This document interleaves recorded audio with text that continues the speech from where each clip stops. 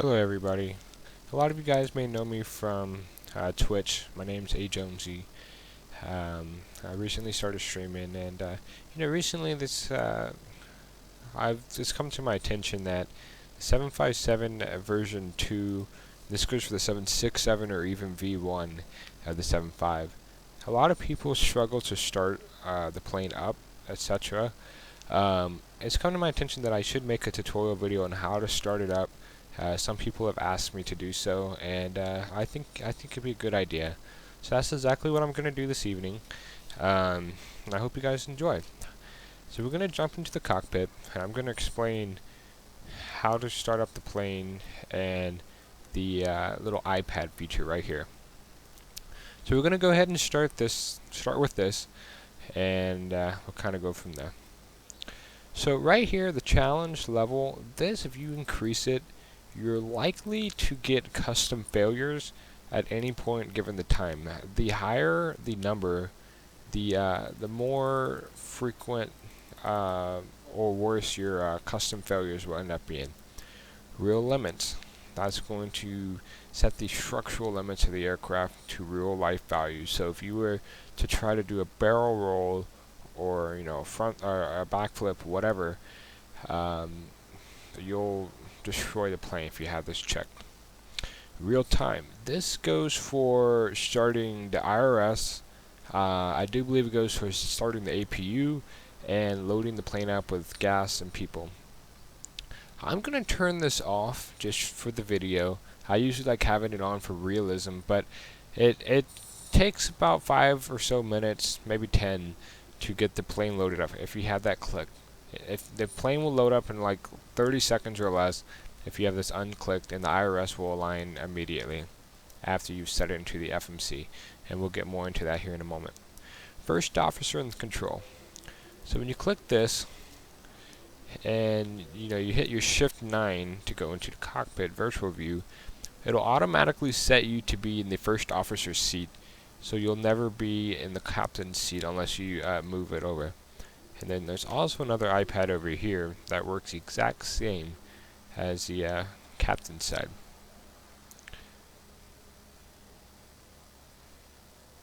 The use save config I've never personally used. It says at the bottom, this will use your saved configuration when loading the plane. The configuration screen will not appear.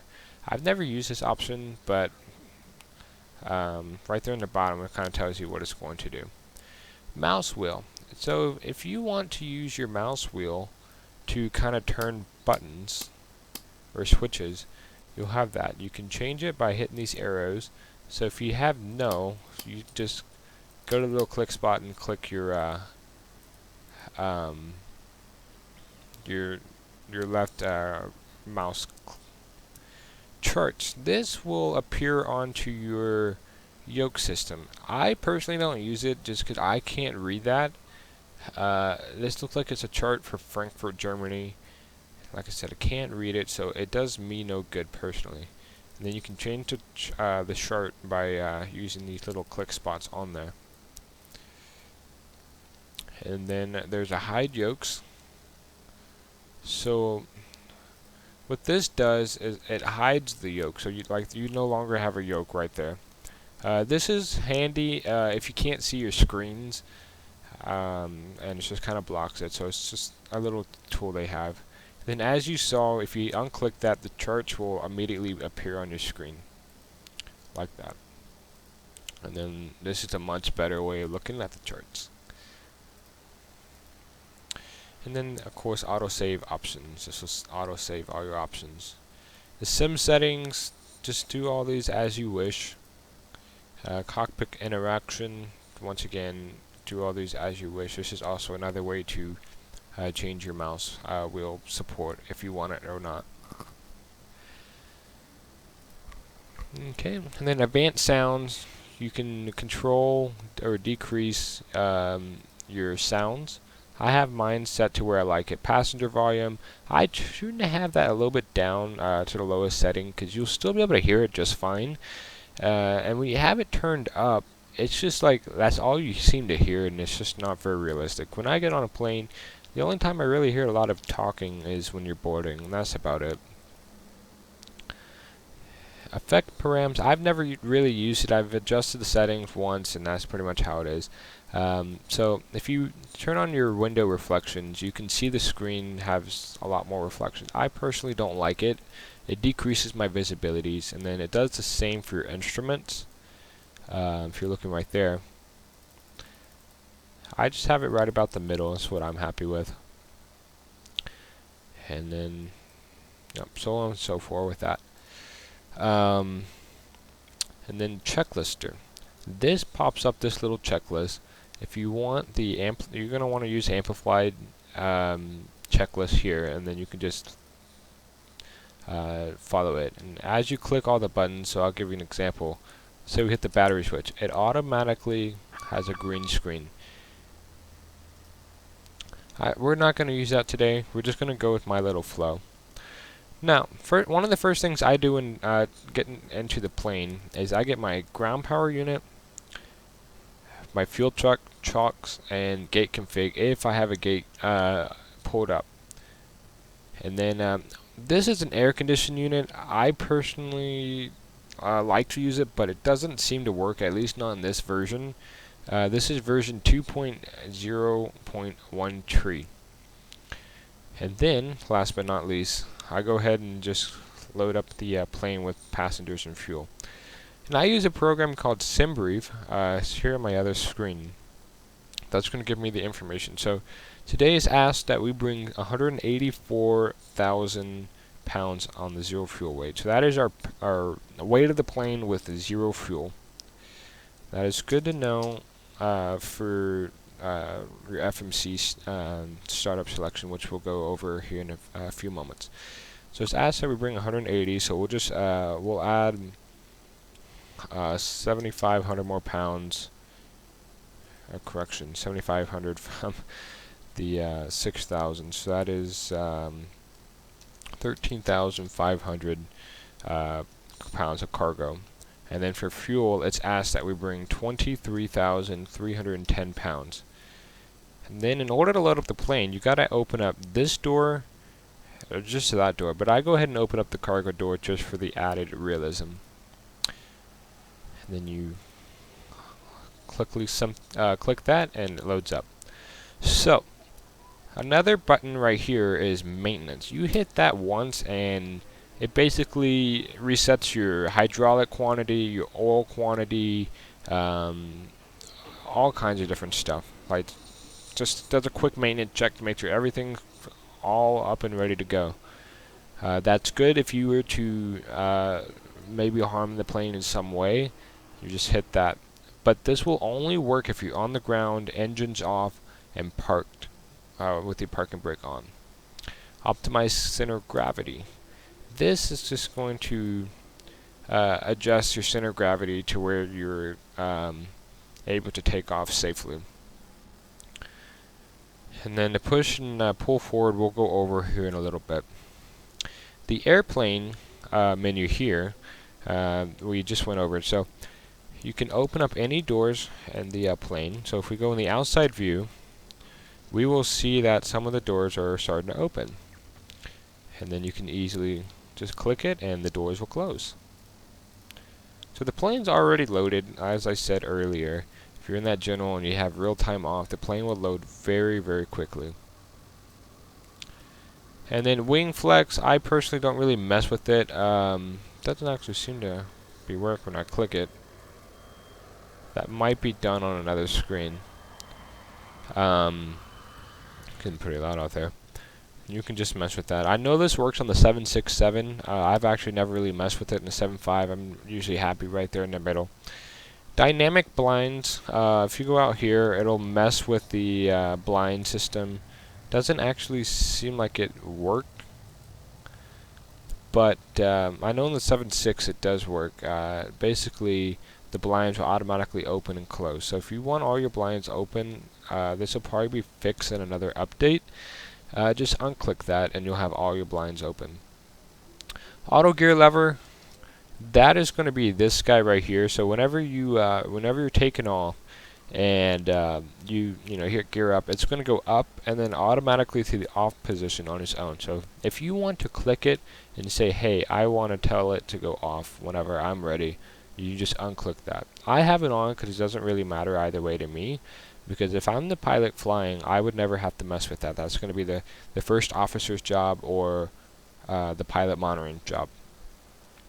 Winglets, that's pretty self-explanatory. It just takes off the winglets. I usually have it on. I do follow real-world procedures. Usually, if the airline doesn't have winglets on their planes, then I will take that off. But that's just my personal way of doing things. Failures, it's kind of like the maintenance. You just hit the reset all, and then it resets the failures, and it'll show you any failures you have going on there. Avionics, I don't really know exactly like every little detail to try to explain it, but like I said, down here in the bottom it'll show a little hint, and that'll kind of tell you what to do. One thing I do recommend, and it has to be done before you do anything else, is I have the PIP FMC set. This basically makes FMC a lot easier to use and more automatic without you having to get all the weight and stuff like zero fuel weight and all that good stuff. It'll automatically calculate for you. Just little things like that. And the V speed, that's the hardest part for me, because I don't really know how to calculate the V speed with every little thing. So I just have that checked. That's just me. The about page, this just shows all the credits and all that good stuff. And the PA, I never use it, but if you go inside, and gentlemen, the you'll hear captain and the crew would like to welcome you. the PA. So that is complete. So we're going to go to the overhead panel here. We're going to click, so we already did the battery, so close that. Standby power to auto. Then external power. And then we turn on the left and right bus ties. So this will kind of turn everything on down here for use in our flight. Utility bus, I'll go ahead and turn on. Then I come right up here to the IRS panel. Set all of these to nav mode, and then the IRS will start to align. You're not going to have anything here until the IRS has aligned and you put it into your FMC. Where in the world are you? And then I turn on the yaw damper. It's not going to work at the moment, but it will work later on once we start out the plane and have hydraulics on. So I'm going to go ahead and skip the hydraulic panel for now. I'm going to jump up here. I'm going to arm the emergency lights, and I'm going to click that button to lock it. In event of emergency, the emergency lights will automatically deploy if you have that turned on. So don't mess with the RAM, don't mess with the passenger oxygen, just leave it as it is. And then engine limiter, hit those switches. Engine start igniters, it doesn't really matter which one you use. I personally just use two, a right side, and that's just me. In the checklist, it'll tell you to do auto here. I personally do not mess with this until I'm ready to start the engines. And then the fuel pump, we don't really need a fuel pump at the moment because nothing we're using is burning fuel. But I go ahead and turn on the forward left tank because that's the fuel tank that's going to power the APU once we start it here in a few minutes. So we check that the fuel is all loaded in and ready to go. Anti-ice, do not mess with this until the engines are started and you need anti-ice. Anti-ice is usually going to be used if it's lower than 15 degrees Celsius and warmer than about 20 degrees Celsius, negative 20 degrees Celsius. And then don't really need to mess with this. If you have your wipers on or you turn it on, it's going to wipe off the film. I don't know if it's actually modeled on this plane or not, but that's what it would do in real world, and you do not want that. So this time I go ahead and turn on the position light and the wing and the logo. The wing light doesn't really matter in the daytime, but if we go to nighttime, I'll show you what it does. So it's this light right here that's kind of flashing at us. It lights up the wing, and the real world it shines more out this way. It kind of lights up the winglets as well, and it kind of lights up the ground. It's good to have these on at night when you're at the gate, so the grounds crew people can have a little bit extra light when loading up the plane. That's just more of a just being courteous to those working on the ground. So all that is complete. Now we're going to jump up here. Go ahead and turn on all the window heat buttons. This will be all your window heat. So for icing and stuff, just turn it on. Not a big deal. Passenger signs. In the checklist, it says to do auto for both. I just put it on, and that's just the way I do it. Because I mean, if it's auto, how do I know that it's on or not back there when I want it to be on? So I just go ahead and turn it on. Landing altitude varies based on the place that you're going. In this case, we're going to Seattle. We're not actually going to fly. We're just starting up the plane and putting in the route to Seattle, but we're not actually going to fly there. So the landing altitude for Seattle is 433 feet. So we want this number to be as close to that number as we can get it to be. And this is good for pressurization. So 430 right there. And then I go ahead and switch it on auto 1. You can do either auto 1 or auto 2. And that's just the way I do it. It's just number 1. Equipment cooling. I go ahead and click it. This is going to cool your overhead panel. All the lights and whatnot kind of generate a little heat, and that just keeps this area cooled down.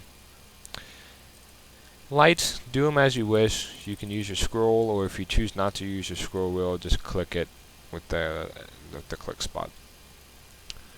Then we go over to the right panel. So if you guys notice, we started here, work up here, and you just kind of go down, down, down, down, work left to right. So we'll switch all these temperatures to auto, and this will automatically control our cabin temperature. And then hit trim, recirc fans on.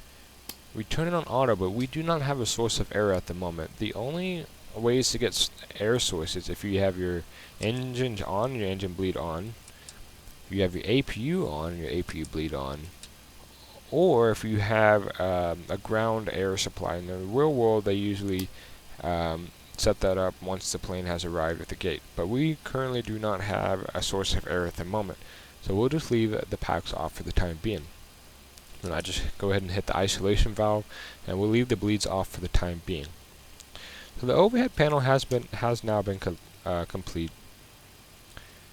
So there's two ways of doing the FMC. Some people prefer to do it like this, just right here, and just control it like this. I personally like doing it this way. It's just easier for me. Now, you want to check your air rack cycle. Mine is a little bit out of date. It's about 2 months out of date. I have tried to change it, and it just didn't work. And I think you have to change it through the plane. And I've just I never really think about it until I get into the plane, and by then I've already set everything up, and I just don't feel it necessary to go ahead and try to change it. Not a big deal, just hit clear, but just if you can, just make sure your air rack is up to date. It's more important in online flying than anything else. So, if you hit this little button right, there's a little click spot up here. It's not going to show up, but if you just hit in the top left, there'll be a little K, and this will allow you to use your keyboard. That's the way I personally like to do it. It's a lot easier. But some people like to actually click things and do it that way. That's totally fine. Position ENIT. So this goes back to the IRS, these guys up here, and kind of tells the plane where we are. So we are currently in San Francisco. The gate will not work. We are at we're at Foxtrot 65, but it's not going to be in the database. Why, I don't know, but I think it's a Navigraph chart issue. So I get this latitude longitude number right here, and I just put it right there, and the plane is now aligned. It knows where we are. So route, it'll automatically pop up right there. So you just hit that, and then we're going to Seattle. Right there. We're going to be United Flight 250, and we are going to be departing off of runway 10 right. So, we've got that completed. Now, you can do a company route, or you can hand put it in. I usually like to hand put it in unless I'm in a rush. I usually don't like to be in a rush when flying, but every now and then that is the case. So, today we're going to be using the Truckin' to departure via deadhead, but that's actually not in there. So that's fine. Just hit root, hit truckin', and then hit DEDHD and put it there. And then today's route is not a real world route. I went ahead and added a few airways to this route so I can show you guys a few little tips and tricks. So we'll hit the RBL, Romeo Bravo Lima, VOR, and put it there. So this is the airway trick that I have learned, and it works on the any flight factor product that I'm aware of. We hit the Jetway 65, and then you can do a little trick, Jetway 189, and it will automatically put your next waypoint in there for you. So, you know, you're going Jetway 65, and then you're going to join the Jetway 189 via the LMT VOR. This will only work if your next waypoint is going to be an airway, or not waypoint, but if you have an airway after an airway. But in this case, we do not. We're just going to go ahead and hit the Bravo Tango Golf VOR, which is the battleground VOR, and put that there. And then, that's the end of our route. Now we just need to put the arrival in there. We're going to put the Hawks 5 battleground VOR in there. Now, if you know the runway you're going to be using, go ahead and put it in there. We're just going to pick a random one, just because we're not actually going to fly the plane tonight. We're just showing you guys the startup tutorial.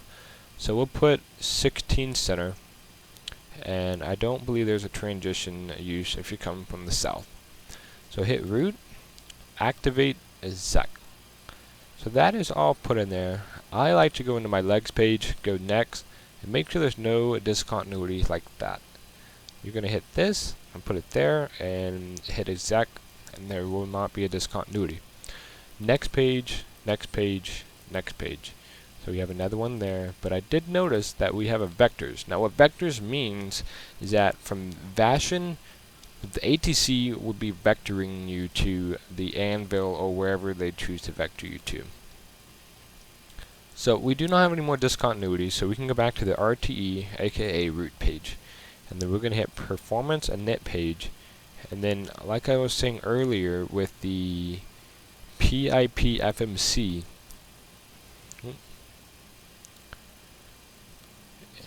you can automatically get all your weights. So if you hit this button right here, it'll automatically put your zero fuel weight and your gross weight. And then it automatically calculates your fuel weight as well. Now, SimBrief has told us that we're going to bring a 1,750 pounds of reserve, so we'll round that up to 1.8, put that there. Today, SimBrief has asked that we climb or cruise at 36,000 feet, so just at 360 and put that there, you'll be good to go. Cost index. A lot of people ask, oh, where do you get your cost index? Is it just a random number, or do you actually use a real one? I usually follow SimBrief, but SimBrief I notice gives you a lot of high number cost index. In this case, they gave us 108. Now for cost index, the higher your number is, the faster you will go, but the more fuel you're going to burn. And the airliners, they like to use the lowest number on the cost index as they can use, so they can save fuel. But in some cases, if they're late, they have to up that cost index number so they can fly faster and get there on time, if not early. So this number is usually a random number for a flight simmer.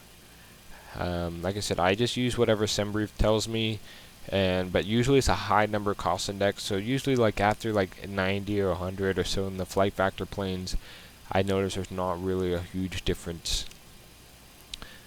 So this perf page is done, so we'll go Takeoff, and if you're like a medium to light load, even heavy in the 75-200, you're just going to do flaps 5. Rarely will you ever go ahead and jump up to, I don't know if it's flap 15 or 10, yeah, it's flap 15.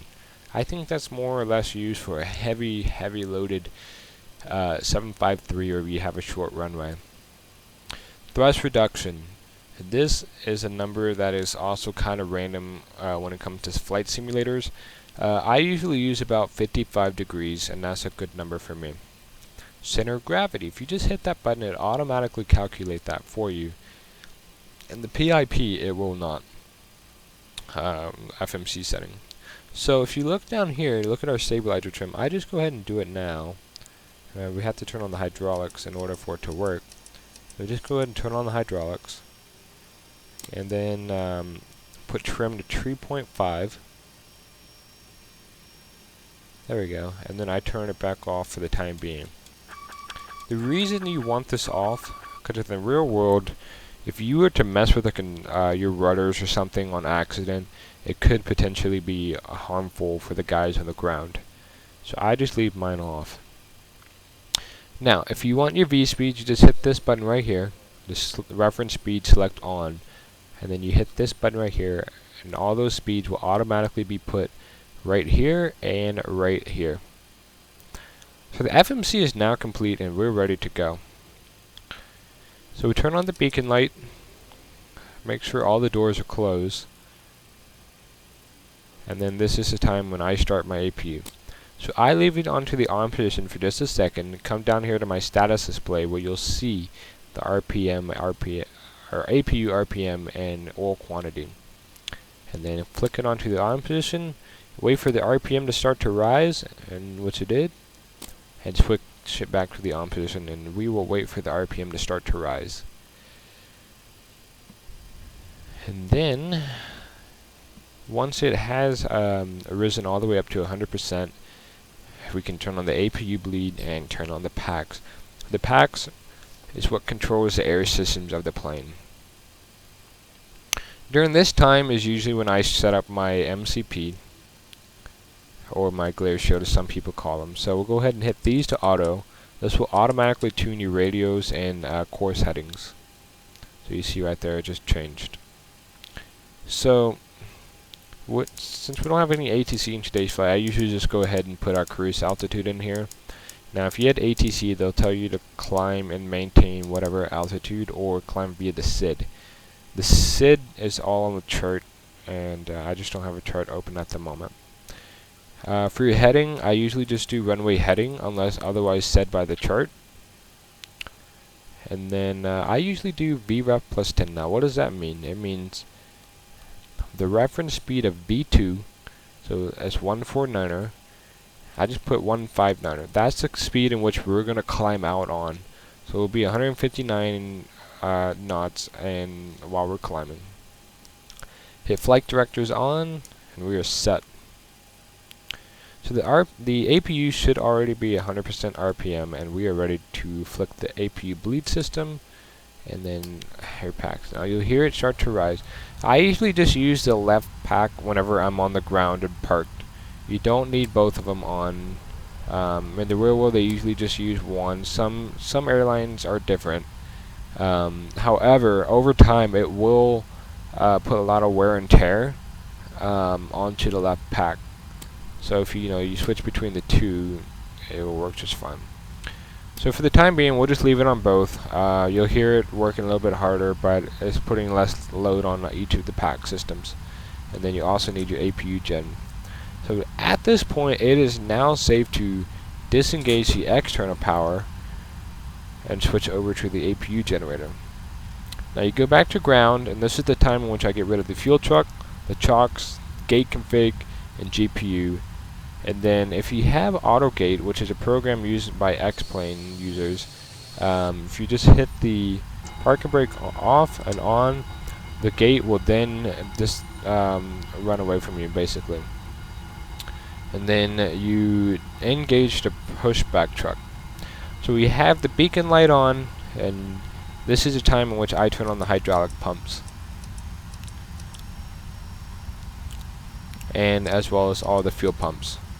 So everything is set on the overhead panel, and we're ready for push and start. So we'll pretend that we've gotten push and start clearance from ATC, and we will now push. So you switch that over to TARA in the United States, and then whatever your squawk code may be, and you are ready to go. So that way you'll pop on the ATC screen. But we don't actually have ATC today.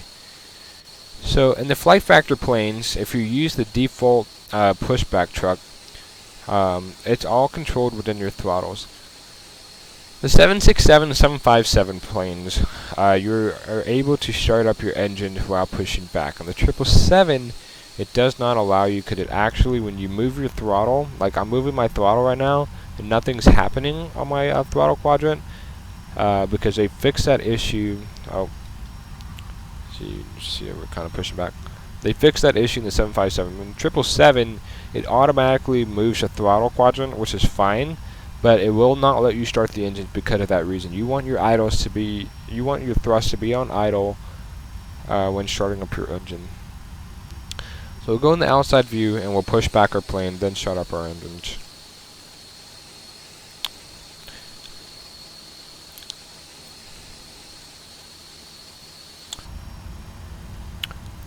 So at this time, you want to turn off all your packs, and then I usually start right engine first, then the left engine. So you just flick this to the ground position, and then you have this display up, and you'll be able to see it rise.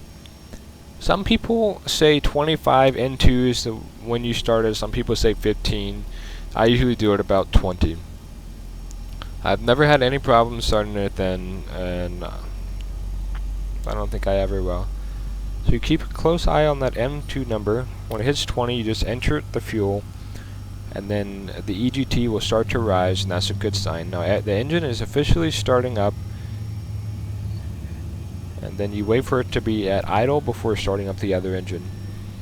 Now this is a time in which I usually kind of take a look at the pushback truck and see where we're going. Now you turn the pushback truck by using your rudders. Just a tip I thought I'd throw in there. That's good for the pushback. Not perfect, but it will do.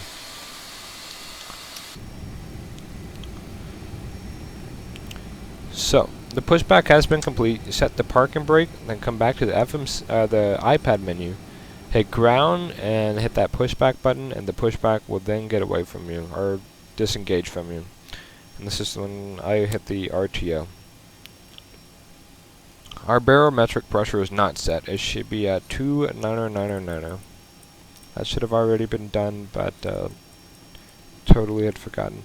Now, another neat little trick in the 757, it also works in the 76, is this little screw right there. You'll see an arrow.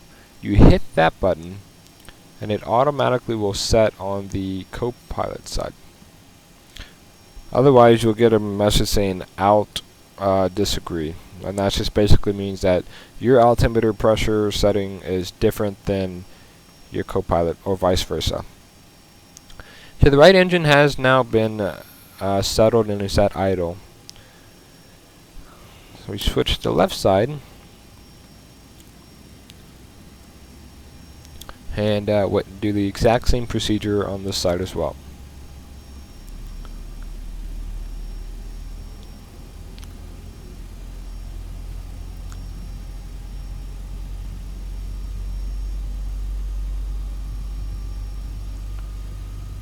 Flick in the fuel switch, and again you'll see the EGT start to rise and the N2 start to rise as well. Or correction, N1.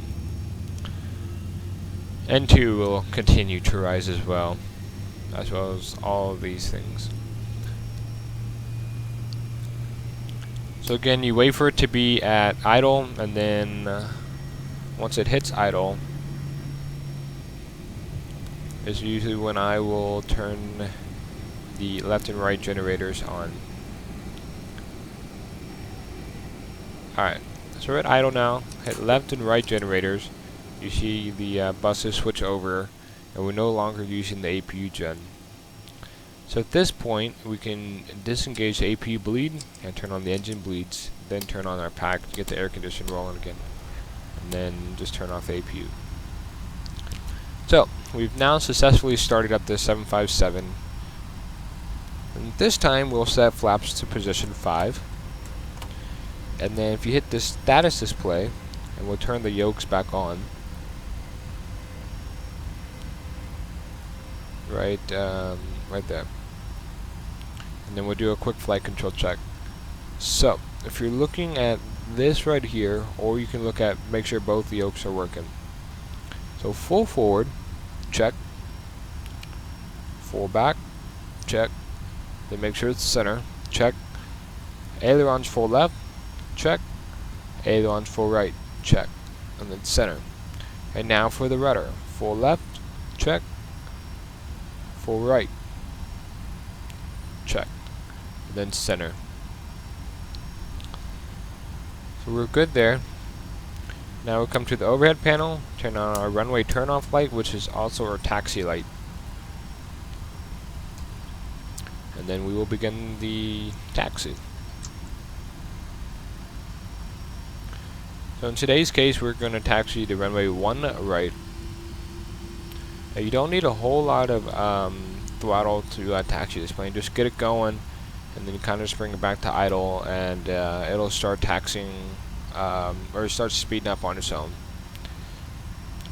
I guess it's just, I don't know if it's a flight factor bug or if it's a true thing with the plane that the engine is so powerful that, you know, it can just taxi on its own on idle power. I don't know.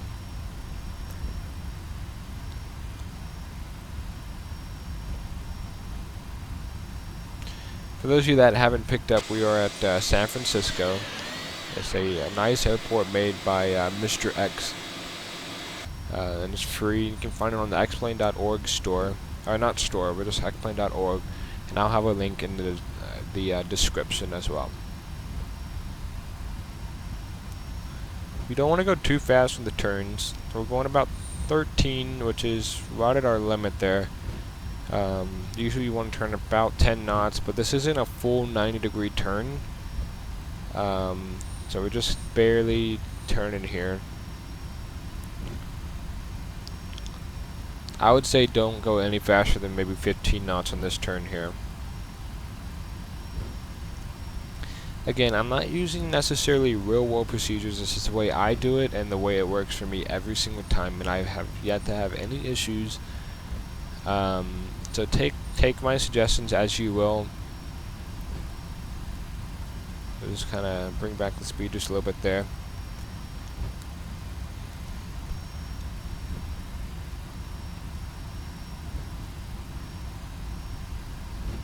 So we'll continue the taxi all the way down to the end of Alpha, and then we'll make a left turn.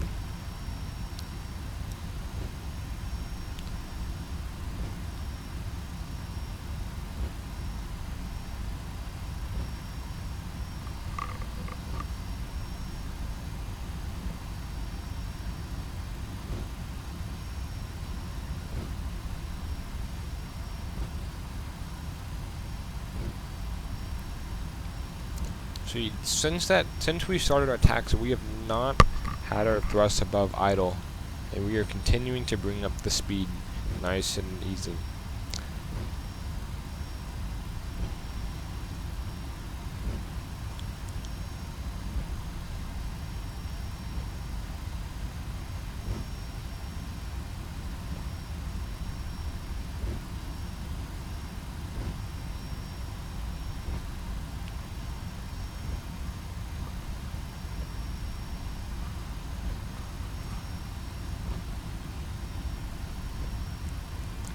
So we'll kind of slow her down on this little turn here, and then we're going to have a nice big turn right up here.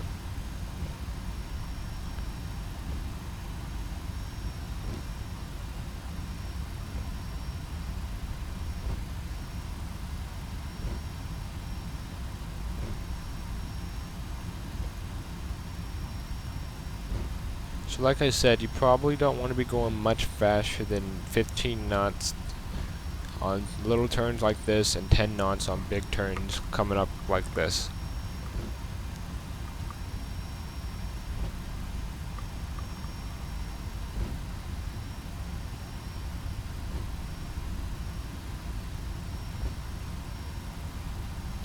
So right here is a runway hold short line. We're just going to ignore it, but in the real world you might want to stop there just in case. Unless you're given permission by ATC to cross it.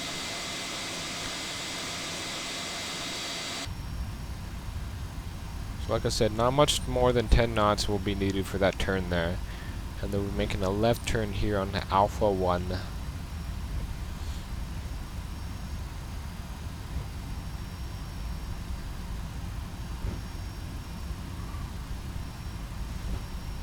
So I usually just kind of make my camera look to the left a little bit when making these turns. Like I said, not much more than 10 knots you want to be making on these turns, if greater.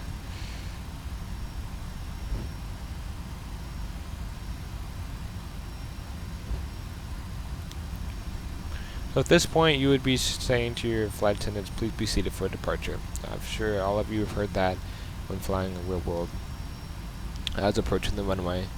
This lets the flight attendant give plenty of time to be seated and have their seatbelt securely fastened before we take off. Make a nice and easy turn here.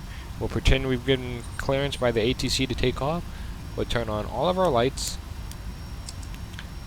and we are ready to go.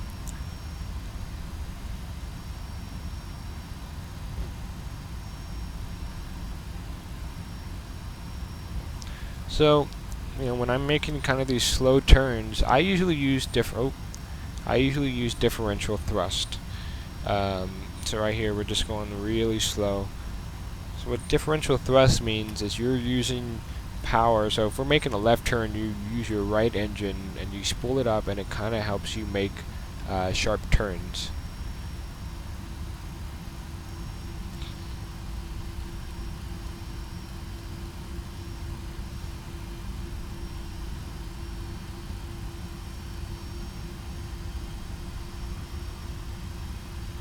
About this time, we've given enough power to turn us. We'll go ahead and go idle. So you want to get straightened out on the runway, like so. And then we've also identified this is runway 1 right. Takeoff clearance has been received, and we are ready to go. So at this point, I hit auto throttle arm, VNAV, LNAV, and then we are ready to go. So thrust forward.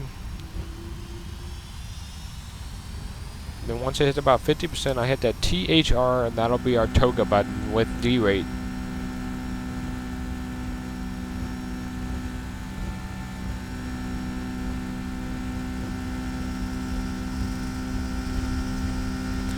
There's 100 knots.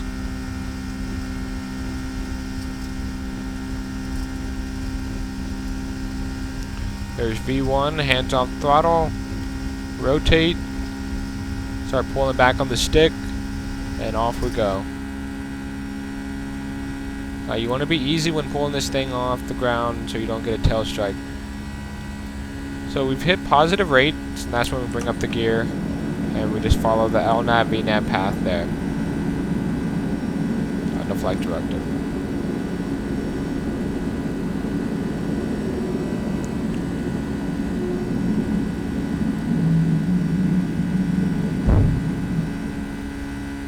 Turn down the sounds, and then do a flyby.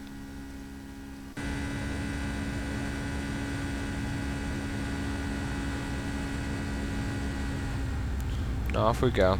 I hope everybody has enjoyed this tutorial, and I hope this has solved any questions you may have about this plane. Hope to see you guys in my Twitch streams, and we'll see you guys next time. Be sure to like and comment for any suggestions or planes you might want to see. Have a good one, and we'll see you next time.